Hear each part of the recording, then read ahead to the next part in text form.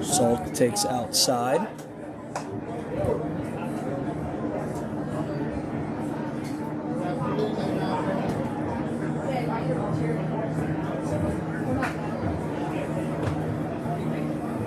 Packers leading 1-0 after the Jake Tatum RBI single up the middle. An easy stolen third base for Cole Caruso, who had a jump like on a trampoline.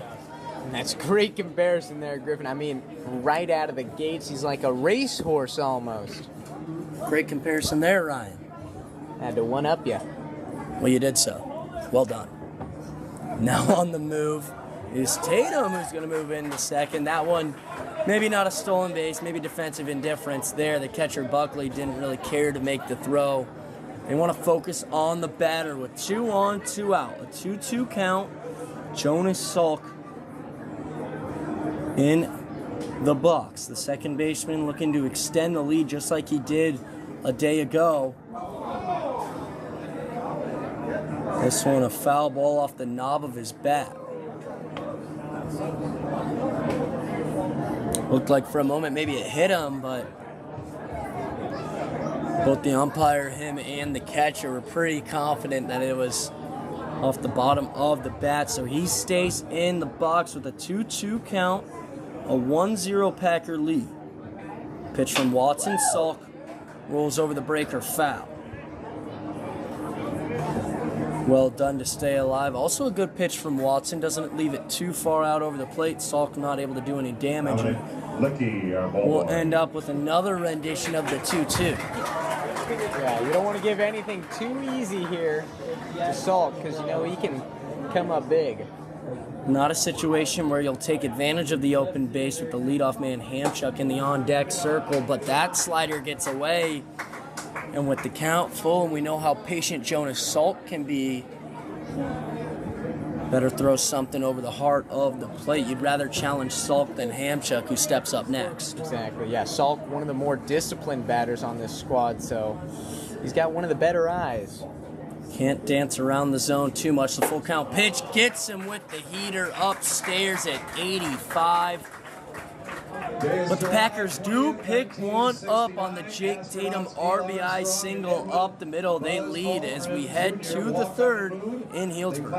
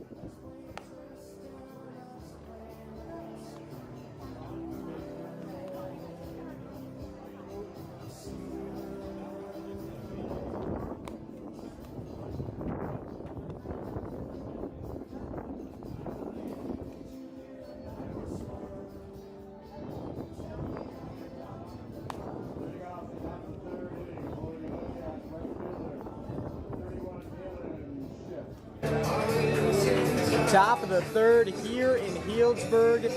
Dalen Shipp will kick it off for the Solano Mudcats as they now trail 1-0 against the Prune Packers. And still, Elliot Jocelyn dominating on the mound for the Packers, entering his third inning here. It'll be interesting to see how both sides fare their second time through the lineup against the opposing starter, see how things change.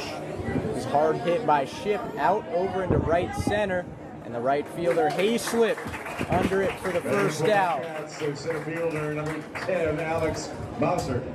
Seems like neither side is going to slow down with the swinging, though. They're going to go after the first one. As soon as they see a strike they like, they are attacking, and neither side it's really worked for run-wise, but both sides getting runners on at the very least. Yeah, we got to be thankful we're watching some aggressive baseball today. These batters came to play. They're going to swing at these pitches. But these pitchers have done a good job having their defense back them up. Something I feel like has picked up in PEL play compared to non-league play is the swing rate early in the count. Both sides, for most PEL squads, go up there and attack early. Of course, the Packers do, game in and game out. And maybe they kind of set that trend for these other teams as it's fouled off down the first base line by Mouchard. Definitely don't want to find yourself behind the 8 ball being too passive against the Packers, because then they'll jump into their own home half of the inning, they'll put up a few runs, and next thing you know, you're in a passive approach. It's going to be hard to make that comeback that way. And a swing and miss there, drop third strike. Lance gets it to first in time. And a quick 2 outs now. And would I be wrong to say that's the 6th strikeout for Elliot Jocelyn? Yeah, that's number 6 for Elliot Jocelyn. He is working the fastball and the slider just about to perfection. Not quite there, but pretty good. I mean, he has been on it today against the Mudcats. Came out to prove something, huh? He actually ties his season high in strikeouts for an outing. He had 6 against the Mudcats on the 29th of June in just 2 relief innings. Wow, so the Mudcats, not a big fan of Jocelyn. Perhaps playing a role in Coach Gumbs going to the right-handed portal pitcher. It could be. And Jocelyn's already up 0-2 against Sayer. It looks like Sayer caught a piece of that barely to stay alive. And the count will remain 2-2. 0-2. Trying to give out free balls, I guess. Well done by Sayer to fight that off. You know how good Jocelyn is mixed in the slider. It's been mostly fastball, but when he does break off the slider, it's tended to fool the Mudcats. And that pitch right there from Jocelyn. 2 inside. Catches a piece of the elbow guard on Sayer. So he's going to get the trip to first base for free, or maybe at a cost. For cost of an elbow. Yeah, barely caught a piece of that elbow guard, but he will gladly take the jog on over to first. Helps them get a runner on with 2 out. Maybe try and get something moving against Jocelyn. They've had a runner in each inning. They just haven't been able to produce and bring them around. Yeah, and they're still only down 1, so a runner on can be that difference maker. Tie it up. Responding sooner rather than later, also important. You don't want to let the Packers build one of those large leads. That's when they really get comfortable. Yeah, we've seen it in the past. Jocelyn's pitch misses up high, make it a 2-0 count for Connor Ross. And these 2-0 counts might have found the common trend here, Ryan. They might be happening when he gets to those 2 outs and then someone reaches. Yeah. And that one fouled back and out of play by Ross. Make it the first strike in the count. Ross saw a 2-0 count his first time up, moved it to 2-1. He would then take the next 2 for a free pass over to first. Jocelyn looking to change that outcome. Exactly. You don't want to have deja vu. Jocelyn's going to miss down low, skipping it, but a good job by Eamon Lance to keep it in front and keep the runner on first. Yeah, that wasn't just a pitch in the dirt. That one was spiked from Jocelyn. Impressive stuff defensively from Eamon Lance to keep that runner out of scoring position for the time being with the 3-1 count. So now here's Jocelyn with the 3-1. And it's going to get that top part of the zone, barely getting that inside top part to make it 2 strikes. And now the count goes full for Connor Ross. With the count full and 2 outs, we're going to see that first base runner on the move. Packers infield's got to go across. Runner's going. This one lined out to right field. Can't get it. So Hayslip's going to try to track this down and get it in. But we've got a runner coming home for the score. And now we've got a tie ball game thanks to Connor Ross. Now batting for the Mudcats, first base number 23, Ansel Carson. A tough string of events for Jocelyn. That hit by pitch barely grazed the front arm of Mason Sayer. And then you fall into that full count with 2 outs. It allows Sayer to get a head start on the pitch. Now, it might have been the difference there. He scored easily from first with 2 out. And the Solano threat is not over yet. Yeah, hit it almost right down the line, making Hayslip chase that one down. With that wind blowing in from left, it just pushes it further and further away from the right fielder. So Ansel Carson will watch that pitch. He'll fall to 0-1 in the count.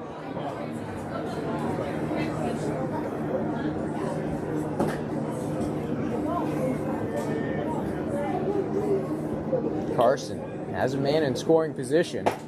Swung on and missed there. Great pitch by Jocelyn.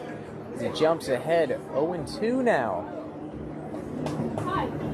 He's definitely staying locked in. What do you know? It's happening once again with a runner in scoring position. Of course, that one run does score from first. It's been able to keep them hitless when they do move into the second or third. Jocelyn's going to miss outside there. About a ball and a half outside.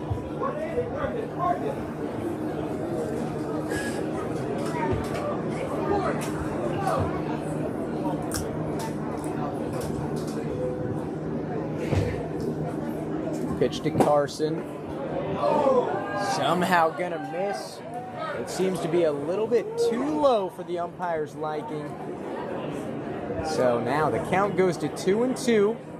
And Ansel Carson with a chance to take the lead here with a nice base hit. Carson gonna swing. Lance grabbing that and throwing it to first, getting him out. So we've got a tie ball game heading into the bottom of the third.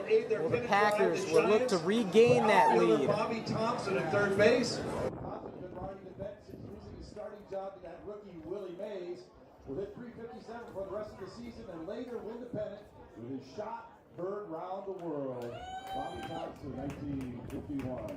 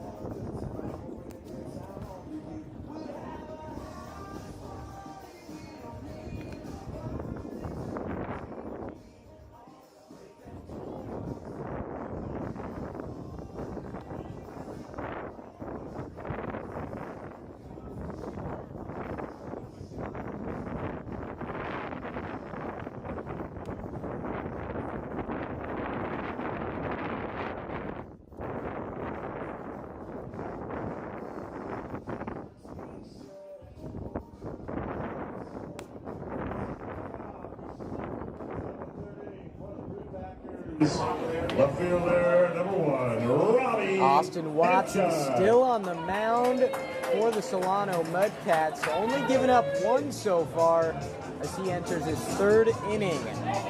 And it's the top of the lineup that he'll be facing Robbie Hamchuk first. Solano lineup did a good time. Their second time seeing Jocelyn. Nothing too fancy, but a hit by pitch and a double from Ross. That's enough to score a run. We'll see how the Packers lineup does the second time through. They tend to jump up pretty well in their numbers when they see a guy for the second time. We'll see how that goes today. Well, we would like to see those numbers jump, and maybe we'll get an explosive game here. The scoring will get going as this one's fouled out of bounds down the first base line. And a cue shot off the end of the bat. Hamchuk looked like if it hit a spot on the grass there, could have bounced back into fair ground, but stays foul, keeps him alive at 0-2. Good job by Watson to get ahead early, though. When you're dealing with the top 3 guys, you're going to have to. And don't fall behind. That's when they'll find something they like. So now here's the 0-2 pitch. It's going to be way outside there. Good job by the catcher, Buckley, to grab that.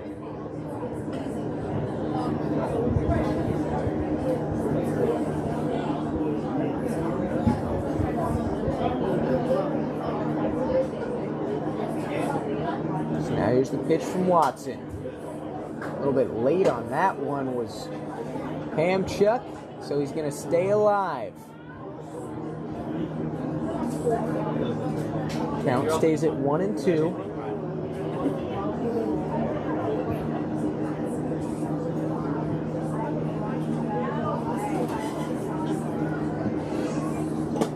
Swung on and missed. Ball down in the dirt. Be a drop third strike, but catcher Buckley gets it over there to beat out Hamchuck, and that'll be out number 1. We've mentioned a lot about how Elliot Johnson is mixing in the slider pretty well to go with his fastball. Watson's doing the same. The fastball might not be in the low 90s, but it's effective enough in the upper 80s that the slider plays really well off of it. Yeah, it's been tricking these Packer bats, and we've seen it because they've only had 1 run so far. Now, Maddox Maloney coming up to the plate.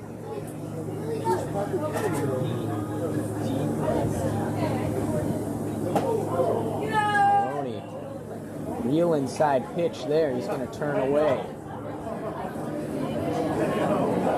And Maloney was the second of the 3 flyouts to center in the first. Obviously, Hamchuck going down on strikes.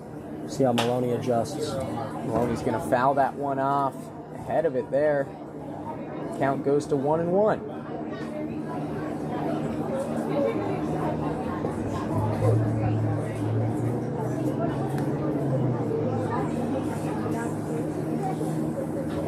Now Watson delivers. Fouled back here by Maloney. Maloney, an impressive 345 PEL average coming into today's game. Looking to improve upon that, maybe pick up a couple of hits. But Austin Watson looking for the opposite. He's looking to finish him off, but lined right up the middle by Maloney. And there's that hit you're talking about. First base, number 6. It's a quality job, 2-strike hitting. He keeps the hands inside of that hard fastball that was on the inside part of the plate, and then takes it right back where it came from, up the middle. Exactly what the Packers were looking for, trying to answer to Solano's answer and get back on top. And this is a good scenario. If you're the Packers, you've got one of your best hitters, if not the best, Joey Kramer, up with a runner on. Here's Watson's first pitch. Kramer gonna chop that to third base. Everett Johnson throwing it to third, and the umpire's gonna say the first baseman, Ansel Carson, took his foot off the bag while he stretched for it. Carson looks awfully confident he was on the bag. The Solano coach also looks pretty confident he kept his foot on the bag. And with 2 other umpires, we'll see if they give him some help. But that high chopper from Kramer, for the time being, at least allowed Maloney to get to second without a throw there.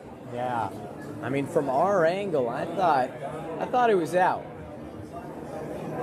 It was a good stretch by Carson.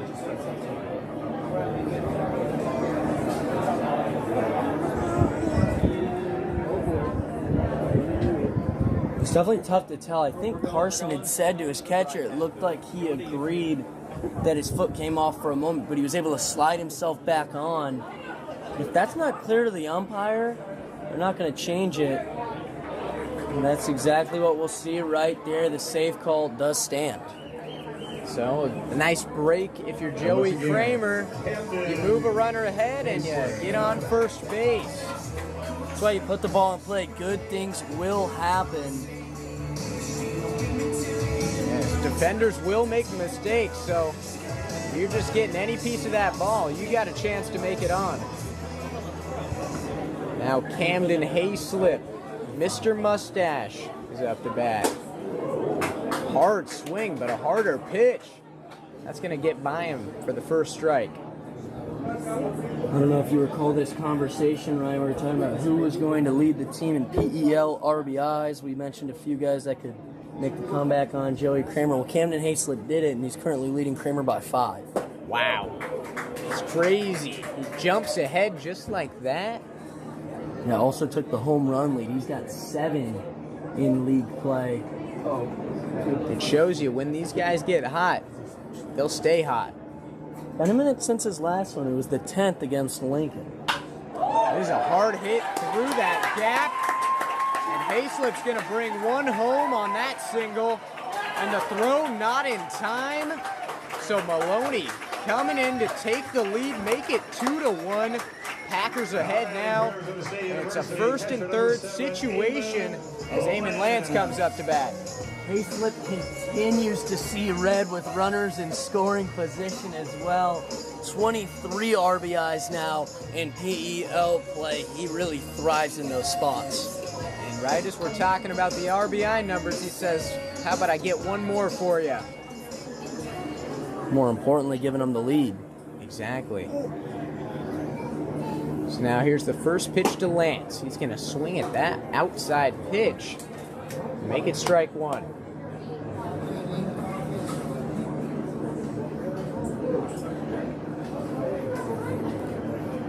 Still only 1 out here, so Austin Watson will look to maybe get the next 2 here or just 1. As a runner's going, throw, not in time, and now we got a runner going home, and that throw gets away from Buckley, and Kramer will be safe at home. Make it 3-1 now. Yeah, the 1st and 3rd double steal works well there. Solano was looking to get the out. Thought they could take care of it, but Hayslip adds on to his team-leading 7th steal in league play. Joey Kramer saw the throw early. His 3rd steal sees him getting home. Just like that, the Packers starting to add it on. A 2-run inning here in the bottom of the 3rd. So that one's fouled off by Lance. He's got his man Hayslip on 3rd now. Hayslip is a quietly good base runner. You focus so much on those slugging numbers and what he can do with the bat in his hands. You don't think about what he does after the bat is no longer in his hands. I guess a lot of the time he's scoring on his own anyway.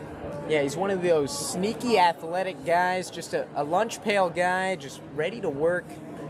Good clubhouse presence. But he's got some good base running skills. And showing off multiple tools for sure. Let's not get distracted. It's still a 2-1 count here, or 0-2 count, excuse me, for Eamon Lance. Now here's Watson's pitch, and make it a looking strike 3 right there to get the 2nd out of the inning. Now Cole Caruso coming up to the plate. We talked about how patient Lance is in his approach the last time up. That led to him walking and later scoring. So it brings its pros. It also brings its cons. Just a little too passive there. Doesn't get the call he was looking for. Yeah, just a hair outside. Now Caruso's going to go around on that. He tried to check, but couldn't. So make it the first strike in his at-bat. Watson's slider picking up in effectiveness and break over the past few he's thrown. Wonder if he'll start to use that a little bit more evenly with the fastball. This one fouled off, or maybe, no chance there for Dalen Shipp. He made it look like he was almost getting there, but that's way out of play. Yeah, and I couldn't tell with how far out of play it was whether or not he really had a chance of catching it, but he definitely didn't have a chance of catching it in play. So no, when you saw it drop, it's like, wow, where are you running, Dalen? You know, you got to get your cardio in somewhere. Now here's the 0-2 pitch. Especially as a baseball guy, you're not going to get cardio in elsewhere unless you're Camden Hayslip running the bases. Exactly. But you got to get on base to get that cardio, so might as well get it on defense. Now it's a 1-2 count for Cole Caruso. Here's the pitch from Watson. Lined ground out over into right field for the third out. So Dalen Ship gets that out, and not as much running there. So we'll head to the top of the fourth as the Packers lead 3-1.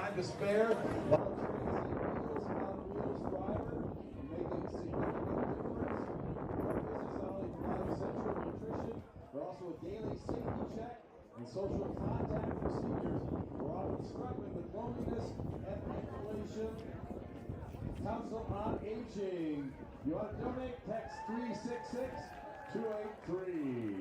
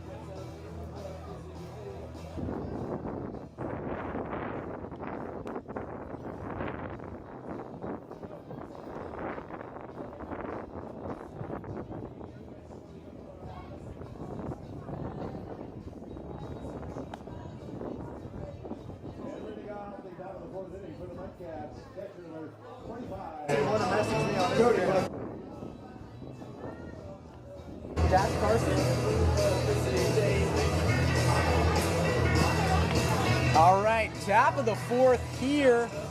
And look at that. Elliott Jocelyn still on the mound. He's gone 3 strong, only given up 1 so far. And his first pitch right there, strike. First batter, he's facing Tyler Crudo. Looks like that one, maybe.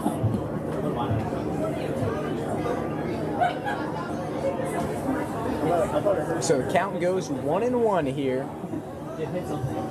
for Tyler Crudo. Now here's the pitch from Jocelyn. Correction, Cody Buckley. Appreciate it, Griff. Getting ahead of myself. And a swing and miss there. Jocelyn continues to dominate against the Mudcats.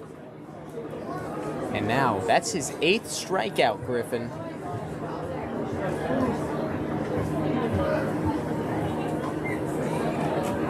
Yeah, Jocelyn is racking them up today, getting everybody on strikes.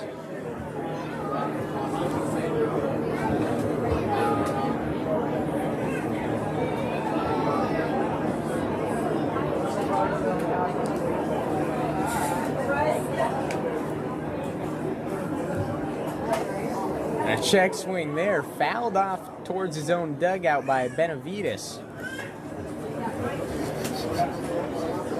Count now 1-1. Yeah, Benavides broke up the all strikeouts are the out streak that Jocelyn was on with that ground out to Maloney in the second. And missing right there, a little too high on that pitch from Jocelyn. Make it 2 balls and 1 strike now.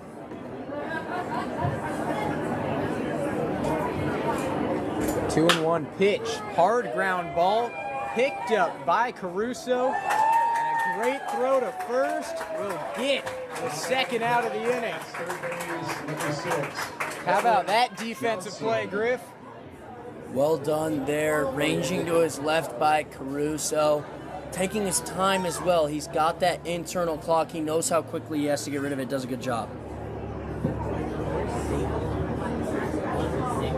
He's now working with 2 outs. Jocelyn's first pitch is going to miss down low for the first ball.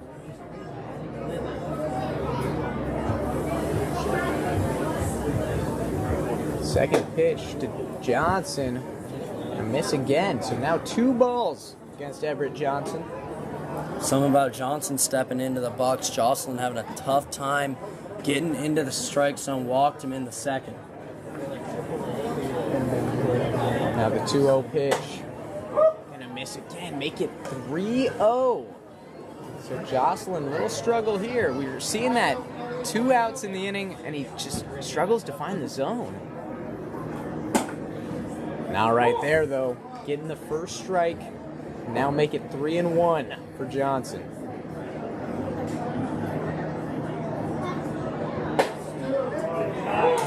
Tallying another one.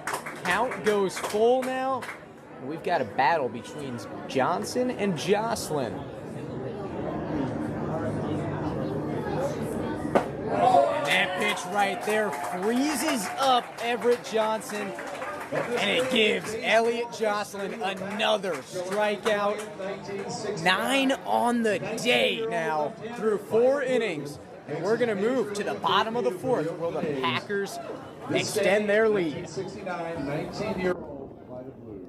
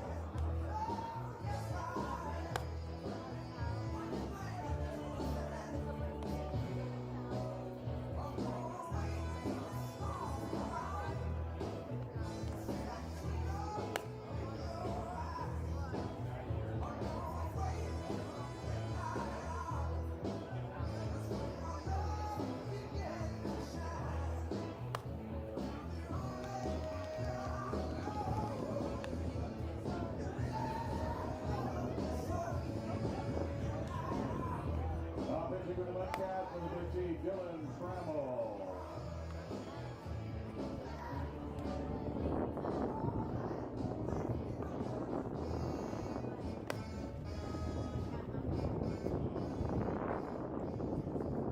And leading off out of the 4th inning for the Prune Packers. All right, bottom of the 4th here. And the Mudcats have a new arm, Dylan Trammell. And he'll be going against the Beast first, Blake McDonald. A little bit less pressure for him as he's coming in against the last 3 guys in the lineup. And a check swing here from McDonald. That pitch is going to be a ball. Trammell, this will be his 7th appearance of the summer, a 5.53 ERA, but 12 strikeouts through 13 innings. I do actually. Good strikeout numbers for the righty. Definitely. Now this one lined out over into shallow right center, and it's going to drop for a hit for Blake McDonald. I almost thought Tyler Crudo was going to get there. He was tracking it down, but that would be a tough catch for anyone. Yeah, definitely a difficult play to make. Pretty impressive how close he made it look, but just not quite able to bring it in. Now it's going to be Jake Tatum up to bat. He's got his man McDonald on first. They're holding McDonald on. First pitch going to miss the strike zone. Does close the book on Austin Watson's day. It was 3 innings of 3-run baseball, 2 of those earned, 3 strikeouts, 4 hits, and a walk allowed. Grounded by Tatum over to the shortstop, and they're going to try to flip this, and they're going to get 2 outs out of it. So a nice double play from the Mudcats to get a little bit of momentum on the defensive side. Well done right there by the Mudcats here in infield. Tatum's not a slow runner, but they didn't rush it. They took their time, they made it smooth, and sometimes defensively, that's the fastest way to go about it. They are doing just that over at shortstop. Now, Jonas Salk, the 9 batter, up to bat for the Packers. This is a chance for Trammell to bring Solano some momentum and energy, close out the inning off the double play. And Salk popping this one up. First baseman Carson gonna watch that drop by the Kona ice truck running right up to the fence. So now count tied up at 1-1 here for Jonas Salk.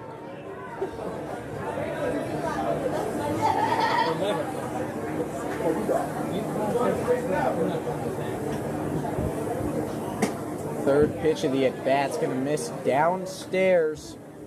That'll be ball number 2. Falling behind, not a great way to get Salk out. Salk's gonna chop that one foul. Coach Joey Gomes couldn't quite grab it. Had to catch it on the bobble. Good job though by Trammell. Gets back to an even count. A much better chance of getting Salk. When you let him get out in front, he'll either poke something into the outfield. Sometimes he'll be able to work himself into that walk. Salk fouls it off right there, staying alive against Trammell.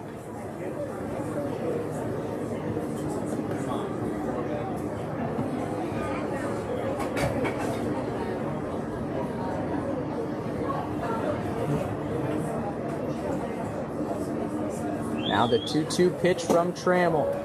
A swing and miss from Salk, and make it 3 up and 3 down for Trammell in his first inning of work. And we're going to move to the top of the 5th, and Griffin Snyder will take over. We say thank you to all of the staff and volunteers, Council on Aging.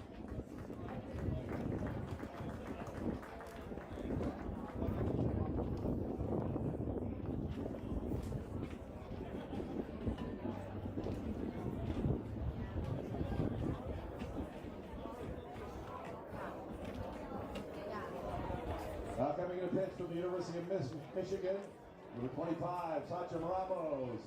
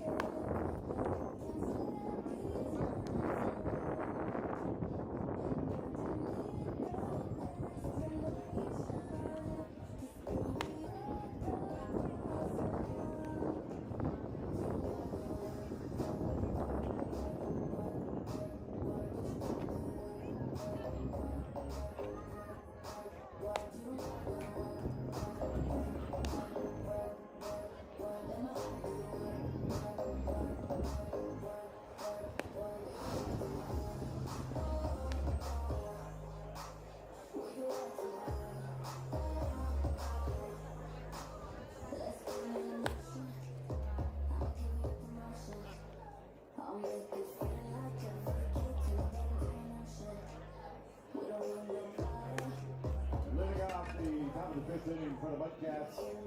Second base number 14, Tyler Prune. A new arm entering for the pack. It's Sachem Ramos, which closes the day on Elliot Jocelyn with 4 innings of 9 strikeout baseball, only 1 run allowed and 2 hits allowed. 9 strikeouts in 4 innings, an excellent day for the 6'6" right-hander, and he's going to hand things off to the right-hander who attends the University of Michigan out of Brooklyn, New York. Most likely the guy traveling the furthest to play for the Pack, Ryan. Yeah, I mean, that shows that the Packers got some pull. I mean, Coach Joey Gomes has built up this program to pull in those players that might have to travel a little bit.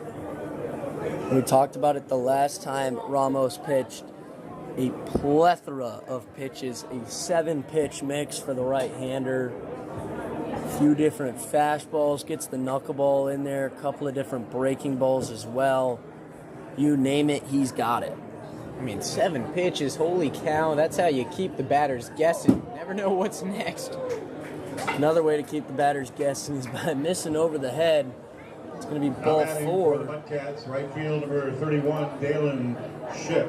So a leadoff walk issued to Tyler Crudo. Ramos' only appearance of the summer so far for the Pack was a 1 1/3 outing against the Menlo Legacy, a part of that 13-6 win, followed up Jocelyn in that day with 1 walk and 1 strikeout. It was a scoreless inning and a third.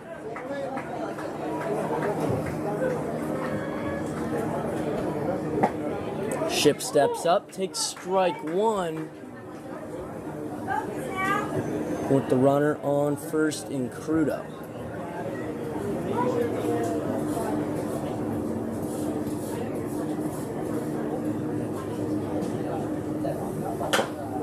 Oh, 1 gets him out in front, chops it foul, and well ahead 0-2 now.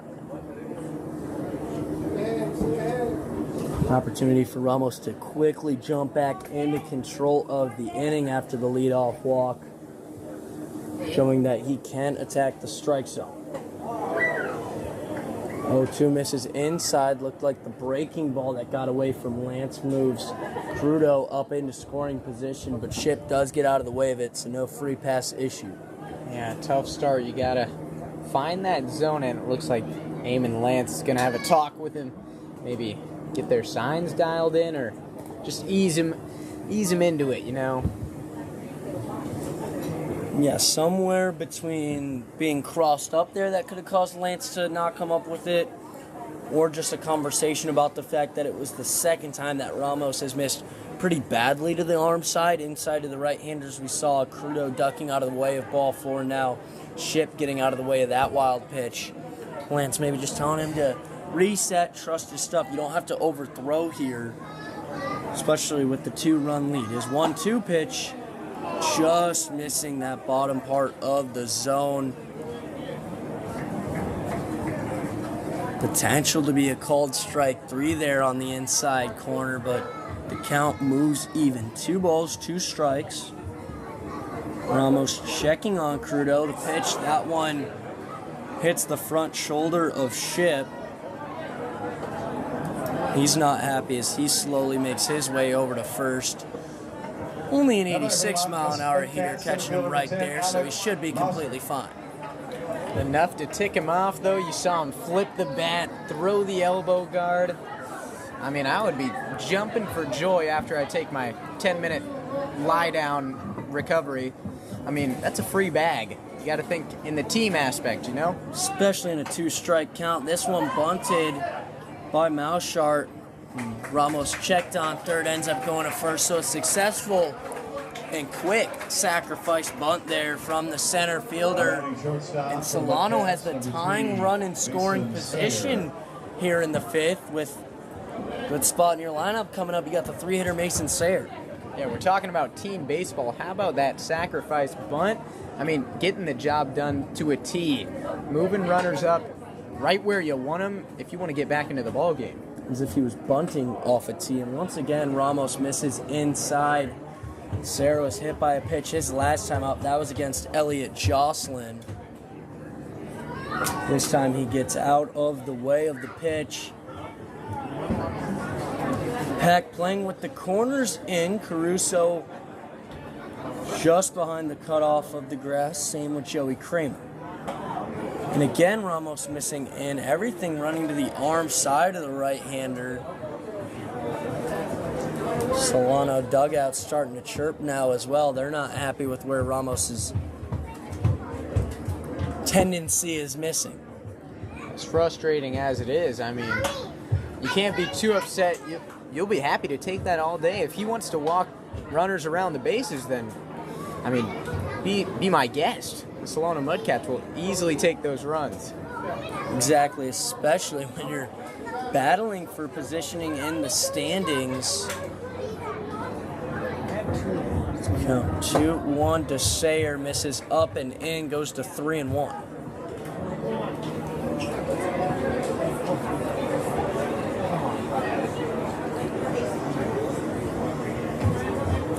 With runners on second and third, you obviously don't want to see the DH Connor Ross for the most part, but that walk right there, that's what I was getting at to Sarah. Doesn't hurt too bad. It gives you the double play. Yeah, you have that chance at the double play, but I mean, anything else hurts you big time if you're Ramos.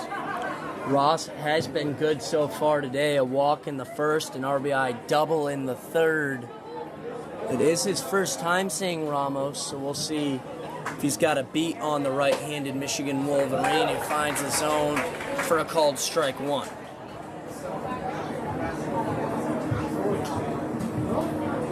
Definitely a dangerous move to put that winning run on. I don't think the walk was intentional. It's definitely debatable how much it hurts or helps, especially when you can jump out ahead of the DH 0-2 as Ross swung through that next fastball. Yeah, maybe help to put some good pressure onto Ramos. You know, pressure can make diamonds too. Does go right back to missing arm side, but getting out of the way is Ross. And it's always easy as a bystander and a spectator to say to let that pitch hit you, but when you're down 0-2 and you got the bases loaded, that's the best time for it to happen. His 1-2 offering now gets him to swing and miss, low and away. Ross not happy with the umpire for some reason there. Maybe a call from earlier in the count. At the same time, you could have helped yourself out by letting the pitch before make contact. Yeah, not much to argue when you swing and miss on an outside pitch. I'm being told by fellow intern Cannon Fritz, our TrackMan analyst, he was trying to hold the hand up for time there. Missed that. We are working out of the grandstands, and pretty often we have spectators walking right in front of us as we're trying to see what's going on in the game. I'm glad we've got Eagle Eye Cannon Fritz up here to back us up, though. So with Ross down on strikes, up steps Ansel Carson. And all sorts of things happening here at Rec Park. Pandemonium here. Bases loaded, 2 outs. Going to need a base hit to make something happen. This one, a ground ball, does get through the right side, out of the reach of Salk. Around to score, diving in with no throw is Dalen Shipp. And that is a tie ball game, a clutch 2 RBI single for Ansel Carson. What a response from the Mudcats. I mean, look at that, just like that. We've got ourselves a tie ball game again.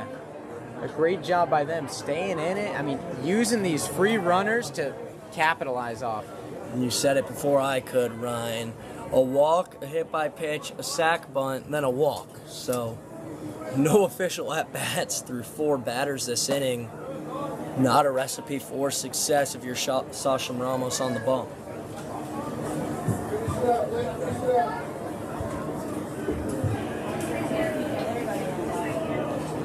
Up now, the catcher Cody Buckley, 0 for 2 with a couple of strikeouts to his name so far. Swings and misses at the 87-mile-per-hour offering. The count moves even, a ball and a strike. Still 2 on with 2 out for the Mudcats. Looking to add on, perhaps take the lead now in the 5th. That foul ball back into the backstop. And Ramos moves ahead 1-2.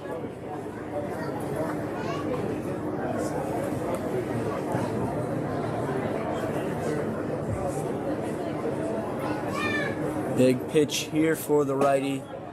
Just downstairs, and the count goes even.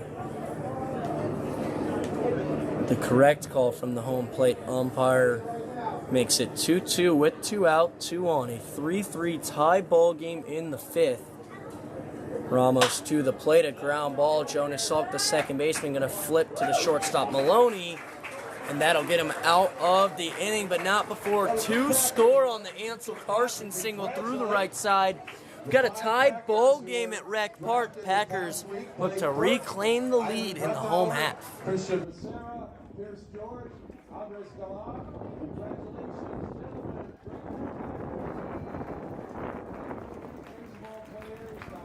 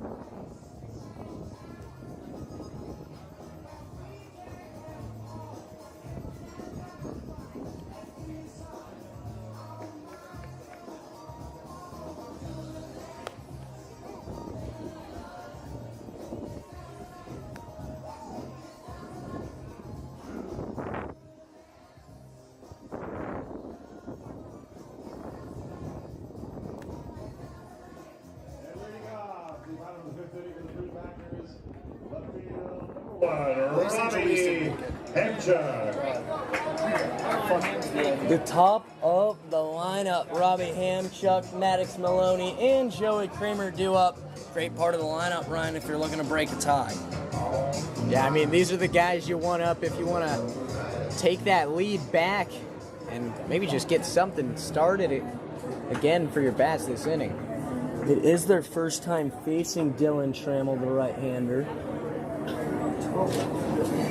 Hamchuk today is 0 for 2 with a strikeout. This one, a ripped ground ball to the shortstop. Sayre takes care of it after a one-hop. Yeah, 98 miles per hour off the bat there, so not your routine ground ball. You got to brace yourself for that heat. Trammell out of Solano Junior College. A lot of the players on this team from around schools such as Solano. Maloney goes after the first one he sees, lifts it into right. Easily taken care of by Dalen Ship. A quick 2 outs on just 3 pitches here in the home half of the 5th. Yeah, that's a great job. I mean, talk about quick work, and especially against the top of the lineup, you love to see it. Well done by Dylan Trammell. Up now the 3-hitter Joey Kramer, who reached on an error his last time up, would then steal home on that first and third play that him and Hayslip were able to coordinate on. Well, you do have the first 2 out. Still a dangerous part of the order when you have Kramer and Hayslip back-to-back in the 3-4 hole.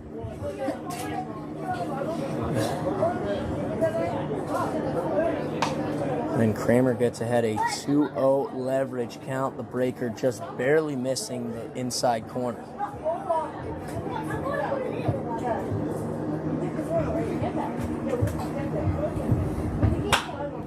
Kramer, line drive into center. Not much movement from the center fielder, Mauscher. That'll do it for the home half of the 5th. A 3-up, 3-down inning for Solano. We head to the 6th, a 3-3 tie. 1976.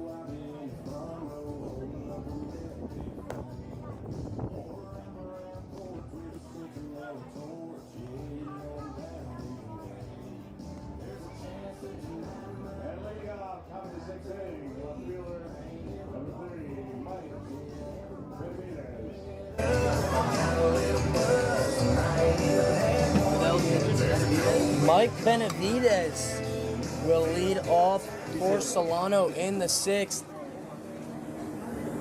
And as we enter this inning in a 3-3 ball game, we've basically got a restart now with 4 innings to go. A good one, some competitive baseball for a Saturday evening matchup as Benavidez check swings once again, and this time catches a piece to foul it off. Yeah, this is going to be the closest sports game you'll get all night. Not like the WNBA All-Star team versus the WNBA American team. Another hit by pitch. Another one missing by Ramos to the arm side. Everett Johnson. Now Ramos, when he does misses, it's to that inside part of the plate. Right there, you can see as Benavidez headed to first. He was getting his team fired up in the dugout. I think at this point, after seeing Ramos for an inning, the Mudcats are going up to the dish, kind of expecting to be ready to lean into one. Yeah, I mean, you can go up there and almost watch these pitches and just wait for that inside pitch close enough for you to just, ease into it and take that free base. Take it off that elbow guard. Definitely not the approach you want to go up there with, but I see it must be hard to not have it in the back of your mind the way Ramos has been utilizing the inside part of the plate to the right-handers. Yeah, I'm walking up there with some Knight's armor just all on one side of my body, just taking it. Does get ahead of Johnson 0-2 for missing upstairs. Good 0-2 chase attempt pitch there from Ramos. That's when you want to miss up or inside. Don't want to do it earlier in the count. You want to get ahead first. Stay in control. The 1-2, that's where he misses up and in. Ducking out of the way is Johnson. This is the 9th batter that Ramos has faced. So with Crudo waiting on deck, it'll be the 2nd time through the order for the Michigan Wolverine. The 2-2, again up and not quite as far in when it's that far above the zone, but the count goes full. Be interesting to see if we get any action from Benavidez over at first. Definitely don't want to give the Packers defense any extra outs at this stage. He stays put. The pitch from Ramos catches the front elbow of Everett Johnson. Now out comes Eric Gomes as we head to that 2nd time through the order. Will not be surprised in a 3-3 ball game to see Coach Gomes go to the bullpen. And that is what he's going to do. That'll do it for Sachin Ramos' day. Just couldn't quite find the command.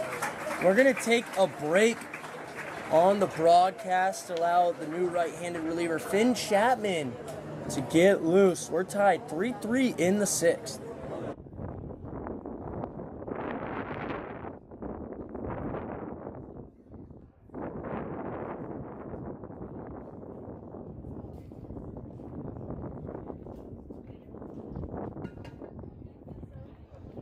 Coming to pitch for the Packers, he was already at number 14 again, Chapman.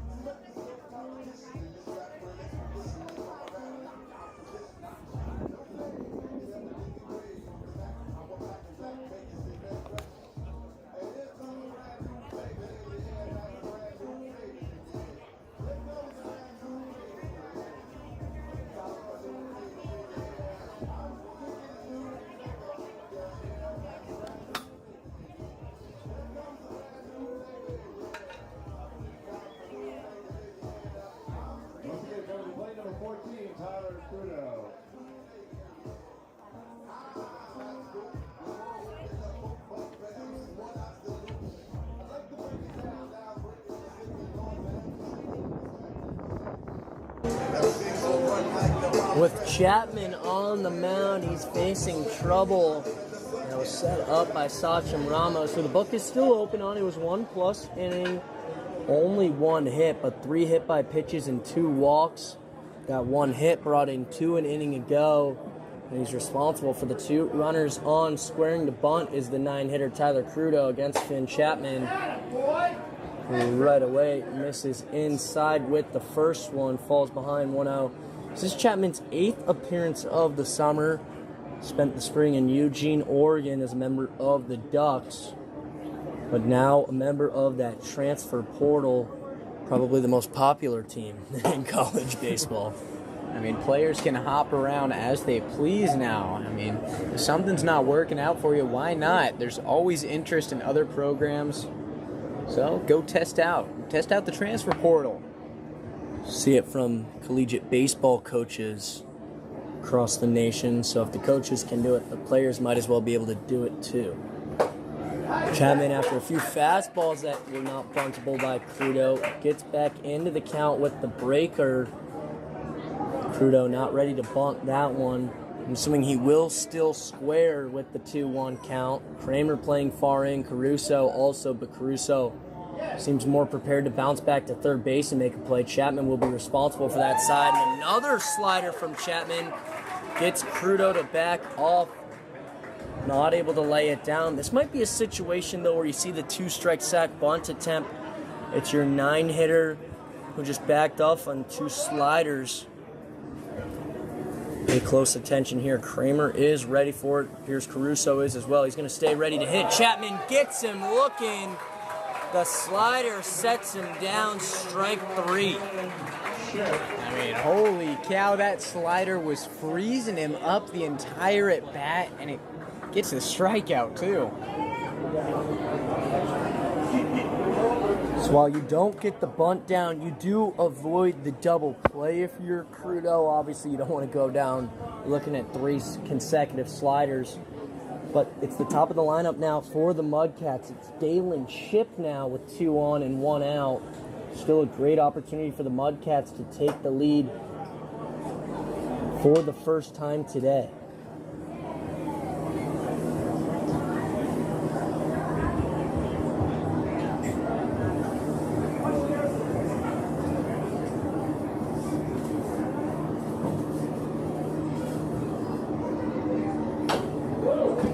Shipp fouls off the 1-0.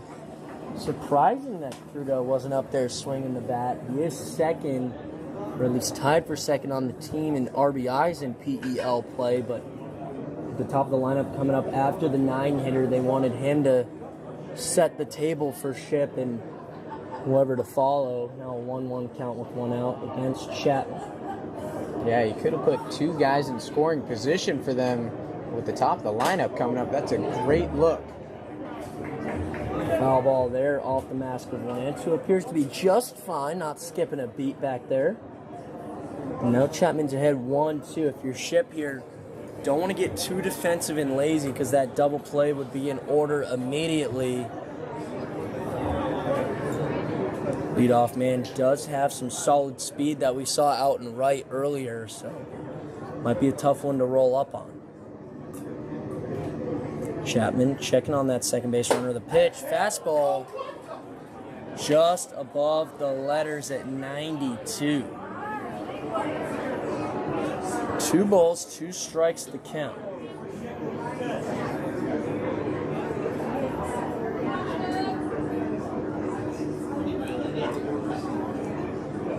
Chapman again checking on Benavidez. This time the slider once again. The pitch that is utilized for strike 3.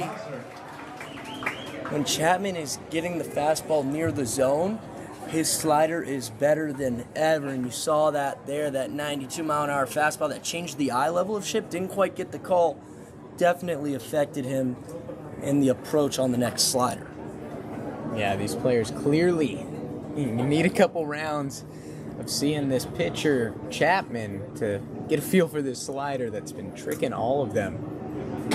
It'll be tougher to use it against the left-handed hitting Moushert, who's 0 for 2 today, a couple of strikeouts and a sac bunt in the 5th. Tension is high in the tie 3-3 game. This Prune Packer crowd quieter than usual.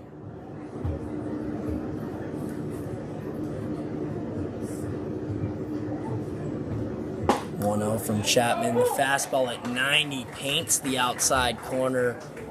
Called strike one. Count even. 2 outs. Benavidez at second, Everett Johnson at first. Solano looking to break the tie here in the 6th. Chapman losing control of what appeared to be the breaker that time, missing arm side, and it allows Mauschert to move ahead 2-1.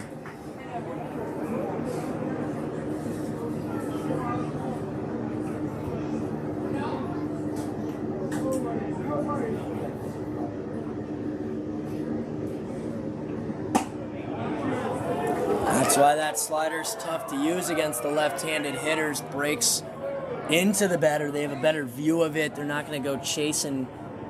Their only hope is to perhaps freeze them, or at least you have a better opportunity that way. And the patience from Mauschert moves him into a 3-1 count with the 3-hitter Mason Sayre waiting on deck.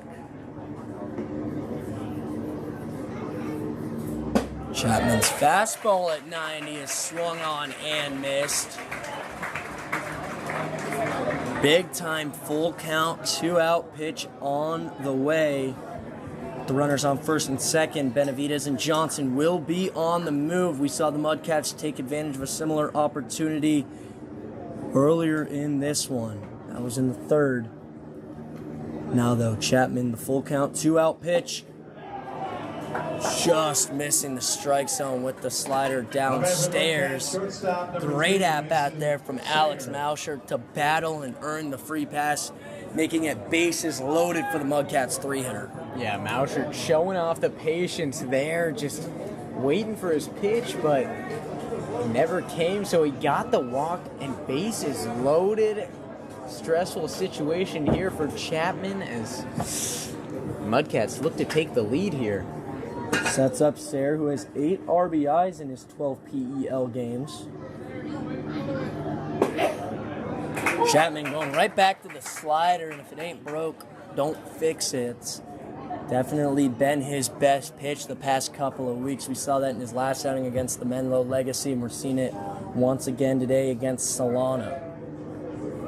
He's ahead 0-1. Slider again, this time below the zone. Chapman asked where it missed. He seemed to know it was downstairs. Excellent take by the shortstop, Sayre. Tough pitch to lay off of. Chapman, the deep breath, the 1-1.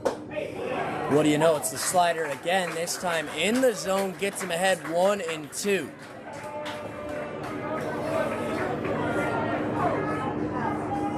I could see him bringing one fastball here, Ryan, just to switch things up, keep Sayre off balance, but then he will go right back to the well. There is the heater, 91. Sayre swings and misses. Chapman gets out of the jam. It's a 3-3 ball game. We're headed to the home half of the 6th. The Packers have some momentum. Ensuring our seniors are cared for with dignity and respect. Their mission is to enhance the quality of life for our aging community by providing services that promote well-being and maintain independence. Celebrating Council on Aging. You want to donate 366-283. 366-283.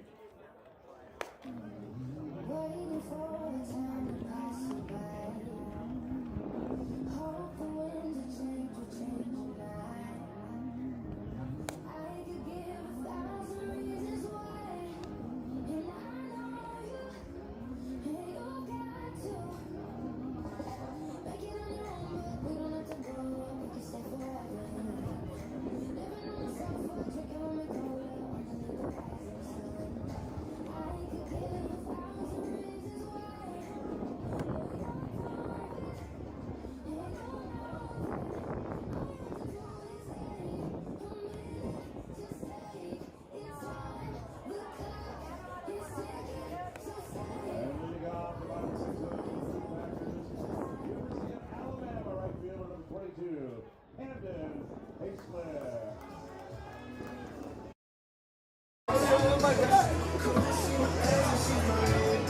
The home half of the 6th underway here in Healdsburg. A little bit of an ant infestation here. Nah, it's just in me. the I'm makeshift antsy. press box. I'm antsy for this. It's a 3-3 game. I don't blame you. I'm antsy too. But yeah, you're not wrong. An ant infestation.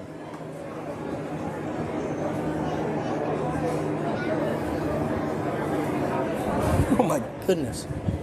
So Hayslip in the box to face Dylan Trammell.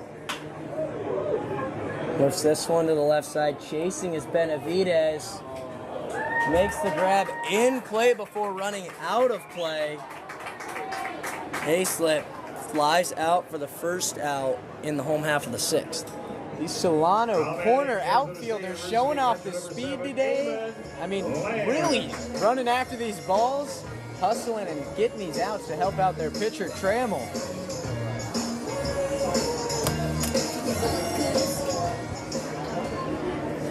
Definitely good effort by the outfielders. They smell the opportunity to knock off the first place Packers in this one-game showdown in PEL play.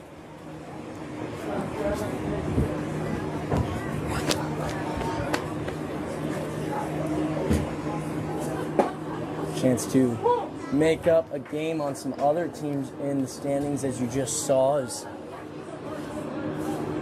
count 1-1 to Eamon Lance, who is 0 for 1 with a walk and a strikeout to his name so far. This one, a ripped line drive, just foul to the pull side.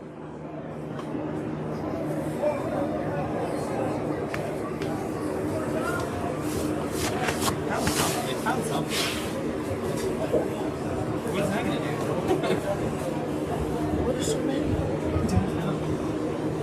They're not even on the water bottle. They're not even on my water bottle. 2-2 from Trammell, misses outside, count goes full. No, a 2-2 count. Count goes even.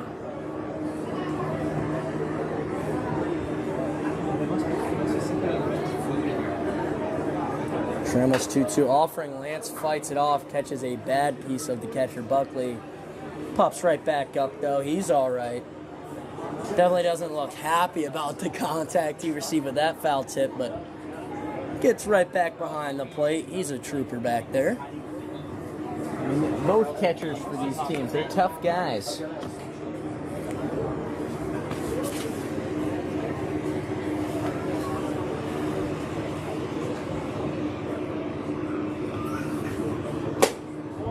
And then Lance, great take on the outside corner.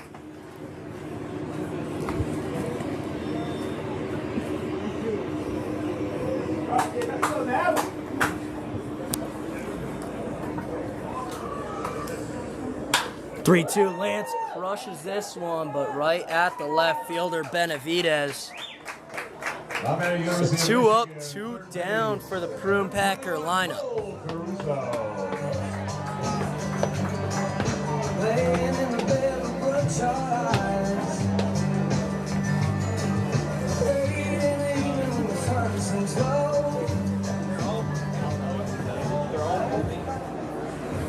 They're all following your back.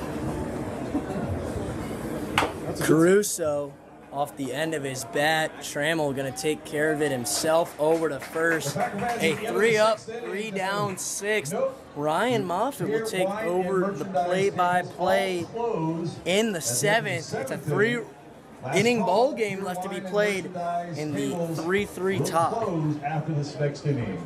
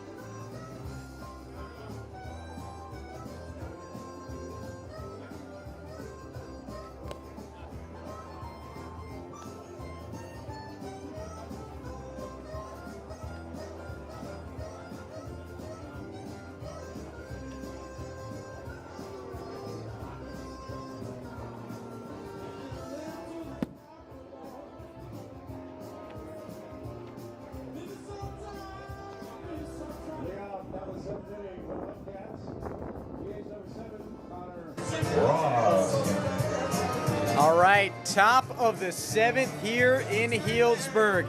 We've got a tie ball game 3-3. And right as the sun sets, the Ants come out. Great time for us to stand up, avoid that blind inning as much as possible. Exactly. And it's still Finn Chapman on the mound for the Prune Packers. And he'll be facing Connor Ross, the DH, in the top of the 7th here. Ross is the guy that the Mudcats wanted up. He's got 19 RBIs in 16 games of PEL play, 20 and 17 if you include his numbers today. They just couldn't quite keep the line moving last inning. Now he has to lead off the 7th. Yeah, some impressive stats here. Now he's working with a 1-1 count against Chapman. He's going to chop this one over towards third base. Caruso fires it over there. And that'll be the first out of the top of the 7th here. Number 23, Ansel Carson. Caruso has been a staple at third base for the most part this summer, getting a few innings at shortstop, especially before the arrival of Maddox Maloney. But he has been great defensively, someone you can consistently rely on. He makes that play look easy, but to set up on the chopper so that you only take one step and fire, very good stuff from the third baseman, fundamentals. Yeah, skilled player on the defensive side of the ball, and he's still proven himself here. He's proven that he's got that offensive side to his game. So now Ansel Carson up to bat, working with the 1-0 count against Chapman. He's going to watch this pitch, get that inside part of the zone, and make it the first strike. How impressive was Finn Chapman an inning ago, Ryan? Getting the Packers out of that jam, coming in the middle of the inning, did allow one walk, but struck out the other 3 faced. It's the reason we're still in a tie ball game. Exactly. He's held these Mudcats, and it looks like Chapman not liking the feel of the mound. And I thought that would be maybe a balk, but with nobody on, nothing going on, you can just hold on to the ball. If he would have let it